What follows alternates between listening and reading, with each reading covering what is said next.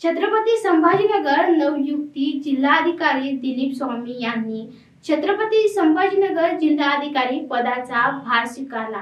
प्रशासन गतिमान, पारदर्शक आणि संवेदनशील करण्याचा सर्वोच्च प्राधान्य राहील, अशी प्रतिक्रिया त्यांनी पत्रकारांना बोलताना दिली आहे। मी छत्रपती संभाजीनगर जिल्ह्याचा जिल्हाधिकारी म्हणून नुकताच पदभार स्वीकारलेला आहे। हा जिल्हा पर्यटन दृष्ट्या, सांस्कृतिक दृष्ट्या अतिशय महत्त्वाचा आहे।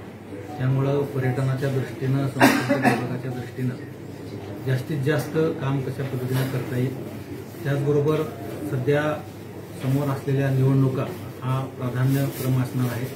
त्याचबरोबर टंचाई, पाणी टंचाई, चारा टंचाई या दृष्टिकोनातून योग्य ते नियोजन करणं आणि ओव्हरऑल जिल्ह्याचं जे प्रशासन आहे हे गतिमान प्रशासन करणे, पारदर्शक करणे आणि संवेदनशील करणे या गोष्टीवर माझा भर असणार आहे आणि त्या दृष्टिकोनातून संपूर्ण यंत्रणा काम करेल आणि लोकांच्या मनामध्ये प्रशासनाबद्दल कुठल्याही किंतु परंतु राहणार नाही। जलद प्रशासन होईल, पारदर्शक होईल आणि संवेदनशील होईल या दृष्टीने निश्चितपणे प्रयत्न केला जाईल।